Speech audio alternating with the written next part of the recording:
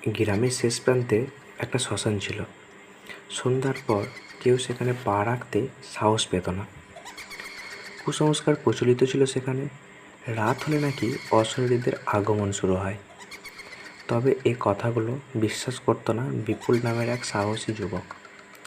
সে সিদ্ধান্ত নিল সেই রাতে শ্মশানে গিয়ে সত্যিটা দেখবে। সেই রাতে পূর্ণিমার আলোয় শ্মশানে পৌঁছালো বিপুল। চারিদিকে গভীর নিস্তব্ধতা, কেবল বাতাসের শোঁ শোঁ শব্দ। দূরে একটা শ্মশানের চিতায় এখনও আগুন জ্বলছে। আশেপাশে তাকিয়ে দেখল শ্মশান প্রায় ফাঁকা। সাহস নিয়ে সামনে এগোলো বিপুল।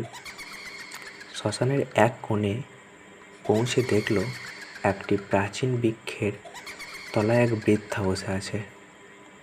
বৃদ্ধা তাকে দেখে মৃদু হাসল। বিপুল জিজ্ঞাসা করল, আপনি কে? এখানে এভাবে বসে আছেন কেন? বৃদ্ধা বলল, আমি এখানে বহুদিন ধরে আছি। অনেকের শেষকৃত্যে যোগ দিয়েছি। তুমি কেন এসেছো এখানে?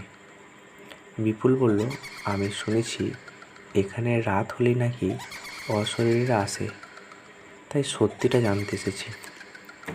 বৃদ্ধা মৃদু হাসল, তুমি কি সত্যি সাহসী? তবে অপেক্ষা করো, রাত গভীর হলে সব দেখতে পাবে। বিপুল অপেক্ষা করতে লাগলো। রাত বাড়ার সাথে সাথে শ্মশানের পরিবেশ আরও গা ছমছমে হয়ে গেল। হঠাৎ বাতাসে একটা শীতল স্পর্শ অনুভব করলো বিপুল। একটা মৃদু কান্নার আওয়াজ শুনতে পেল সে তাকিয়ে দেখল দূরে কয়েকটি ছায়ামূর্তি ঘুরছে।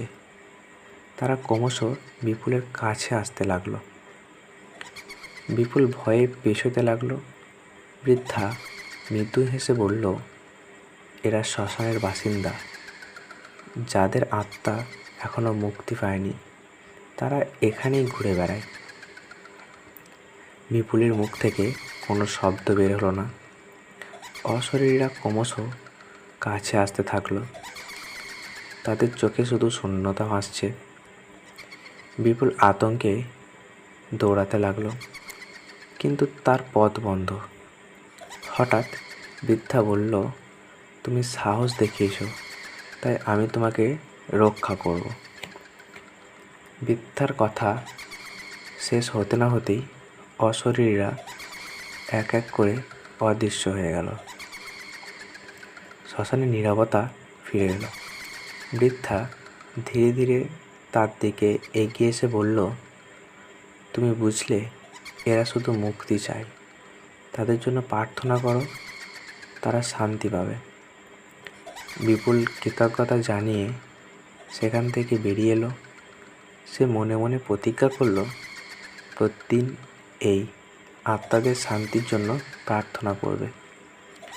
শ্মশানের সেই অভিজ্ঞতা তার জীবনে একটি দাগ রেখে গেল।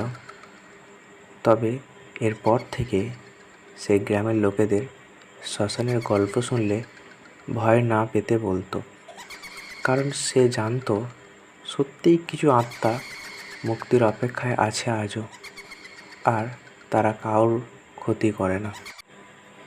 গল্পটি ভালো লাগলে একটা লাইক করবেন, চ্যানেলটা সাবস্ক্রাইব করবেন এবং পাশে থাকা বেল আইকনটি ক্লিক করে অল নোটিফিকেশন অন করবেন।